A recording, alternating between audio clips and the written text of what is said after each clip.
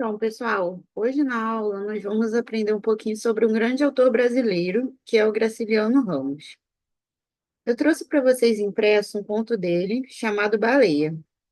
Mas antes de iniciar a leitura do conto, vamos entender primeiro de forma breve quem foi o Graciliano.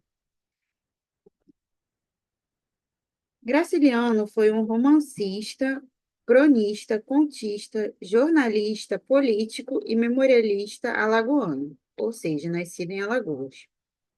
Com relação às suas obras, ele se encaixa na segunda fase do modernismo, que nós estamos estudando essa semana. A propósito, por falar nas suas obras, eu listei aqui no quadro para vocês algumas das mais conhecidas e achei por bem destacar mais ainda com outra cor aquelas que são lidas e mencionadas com mais frequência. Então, antes de partir para a leitura na íntegra do conto, vamos contextualizá-lo? Esse conto é um capítulo que faz parte do livro Vidas Secas, um dos livros que eu destaquei para vocês no quadro. O livro retrata a realidade de uma família de retirantes do sertão nordestino. São pessoas que migram de um lugar para outro, fugindo das severas secas do Nordeste e das difíceis condições de vida nessa situação. Essa família é marcada pela opressão, pela dor, pela miséria e pobreza. A personagem que dá nome ao conto, Baleia, é a cachorrinha da família que os acompanha em suas andanças e dificuldades. Além disso, ela exerce um papel importante na obra por ser um dos símbolos que representam toda essa miséria vivida pela família, mas também representa a humanidade e a esperança em dias melhores. E o conto, especificamente, narra de forma dramática a morte dessa cachorrinha. O que vocês acham de lermos o conto juntos? Vamos começar? A cachorra-baleia estava para morrer. Tinha emagrecido, o pelo caíra-lhe em vários pontos. As costelas avultavam no fundo róseo, onde manchas escuras supuravam e sangravam cobertas de moscas.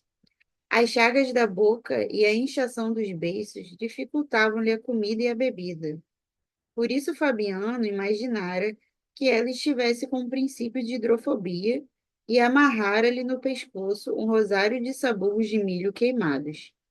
Mas Baleia, sempre de mal a pior, roçava-se nas estacas do curral ou metia-se no mato, impaciente, enxotava os mosquitos, sacudindo as orelhas murchas, agitando a cauda pelada e curta, grossa na base, cheia de roscas, semelhante a uma cauda de cascavel. Então Fabiano resolveu matá-la. Foi buscar a espingarda de pederneira, lixou-a, limpou-a com um saca-trapo e fez tenção de carregá-la, bem para a cachorra não sofrer muito. Sinhá Vitória fechou-se na camarinha, rebocando os meninos assustados, que adivinhavam desgraça e não se cansavam de repetir a mesma pergunta. Vão bulir com a baleia? Tinham visto o chumbeiro e o polvarinho. Os modos de Fabiano afligiam-nos. Davam-lhes a suspeita de que Baleia corria perigo.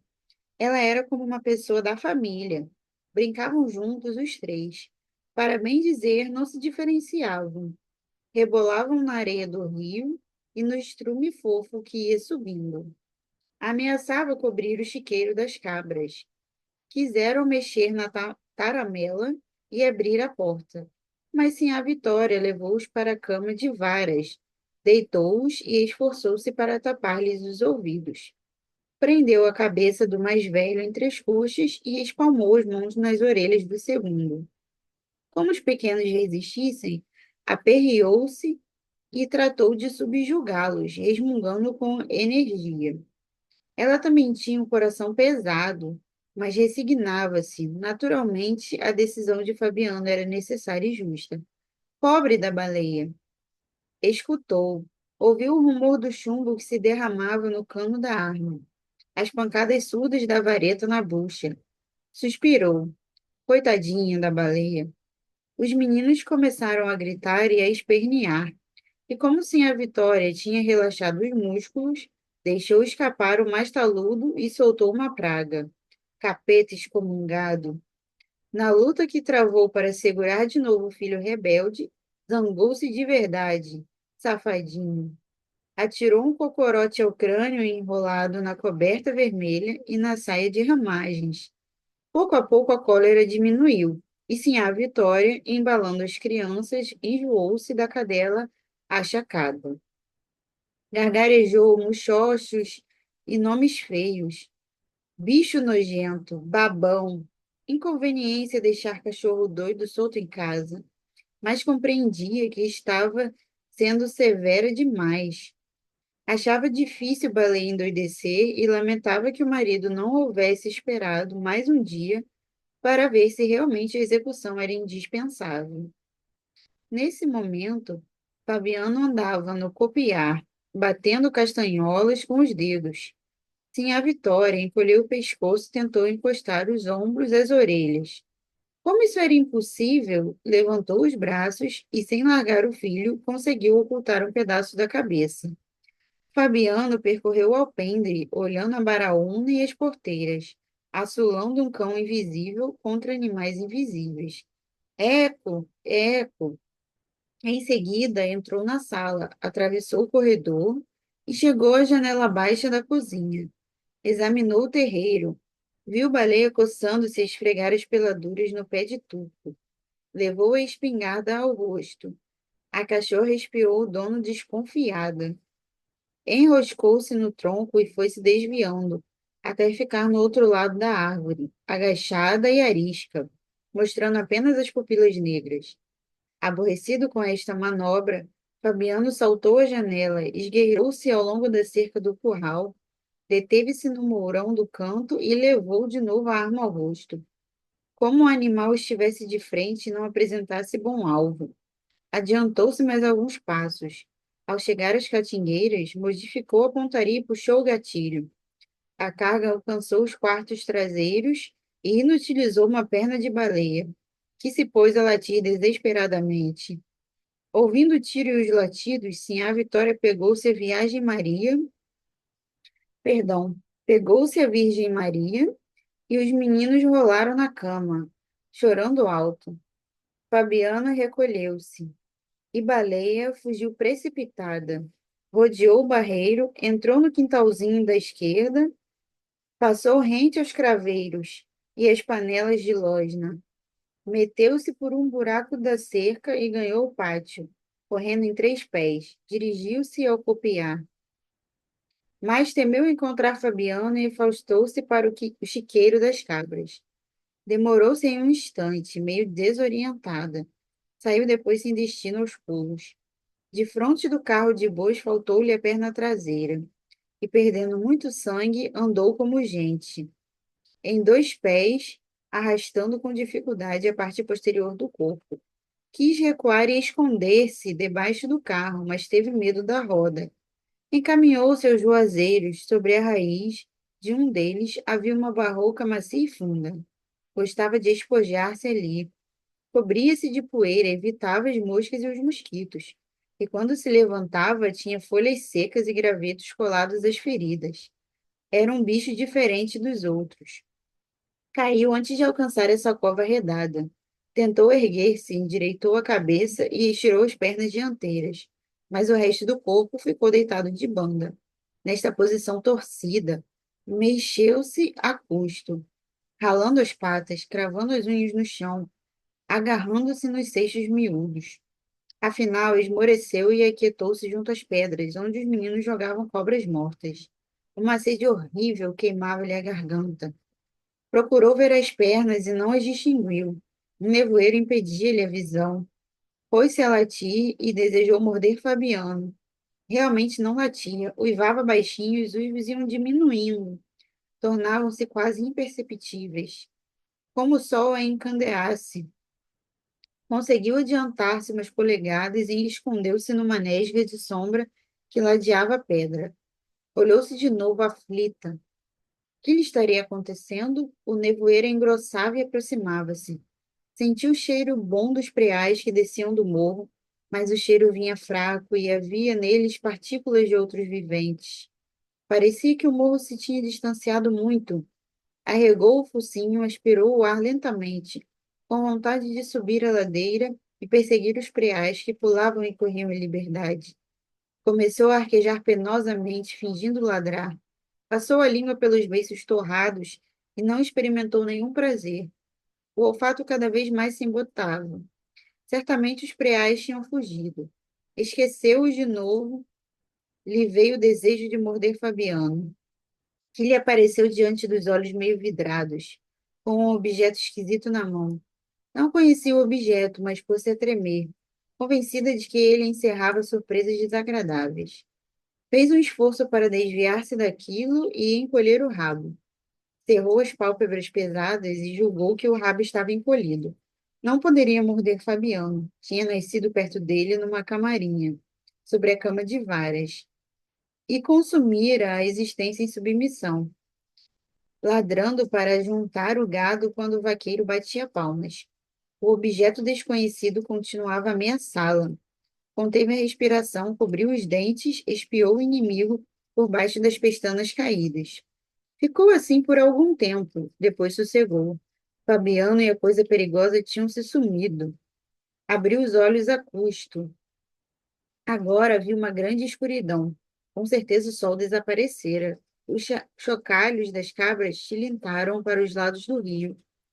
O farto do chiqueiro espalhou-se pela vizinhança. Baleia assustou-se. Que faziam aqueles animais soltos de noite? A obrigação dela era levantar-se e conduzi-los ao bebedouro. Franziu as ventas, procurando distinguir os meninos. Estranhou a ausência deles. Não se lembrava de Fabiano.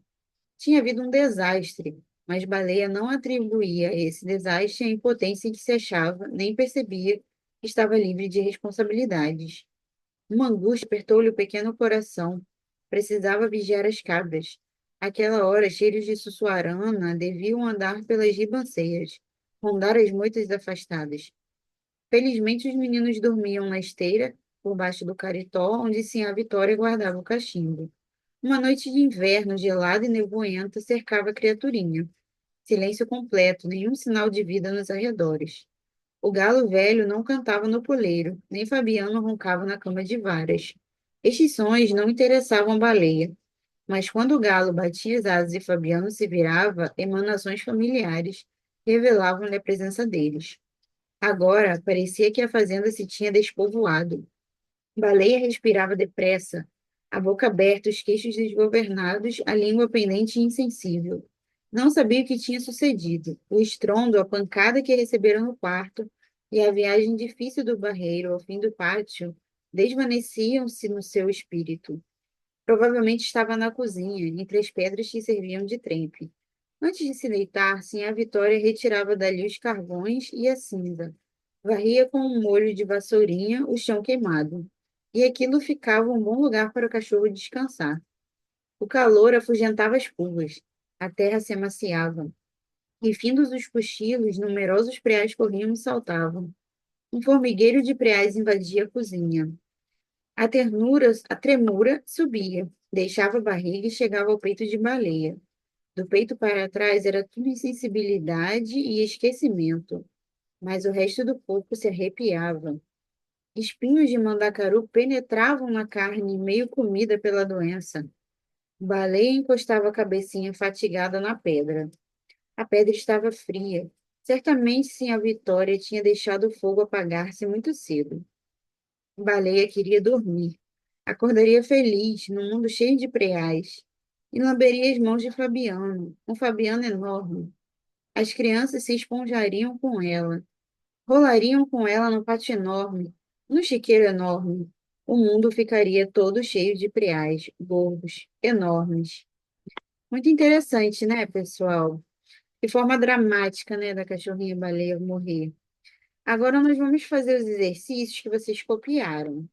Olha, o 1 e o 2 eu vou fazer com vocês. E aí o resto vocês vão fazer sozinhos durante o término da aula, depois eu vou dar o visto. Vamos começar com o número 1. A obra de Graciliano Ramos, Vidas Secas, retrata as peripécias, né, e desventuras, assim como as várias dificuldades de uma família de retirantes. A cachorrinha é muito querida pelos membros da família e interage com eles.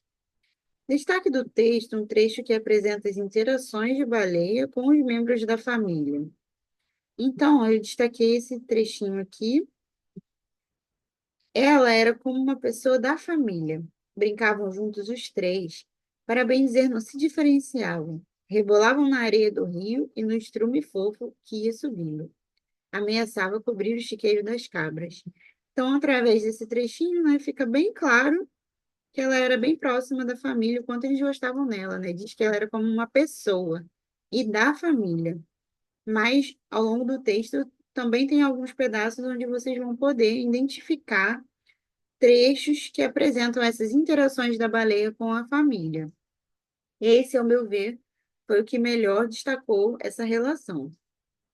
Agora, o exercício de número 2. A respeito do gênero textual conto, é correto afirmar que. Aí vocês podem marcar a resposta que vocês acham certa. A resposta correta é a letra A, uma narrativa curta escrita em prosa. Como vocês puderam ver, é uma narrativa bem curtinha, mas bem interessante. Não é um texto escrito em versos como um poema, não é uma narrativa longa nem complexa, e também não é um texto dissertativo. Então, agora vocês podem fazer o número 3, 4 e 5. O número 3 e 4. Vocês podem falar de acordo com o que vocês entenderam do conto, lendo novamente com calma.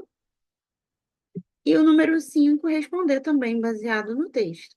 Tá bom? Aí, ao final da aula, eu vou estar dando o visto e depois a gente corrige certinho o 3, o 4 e o 5.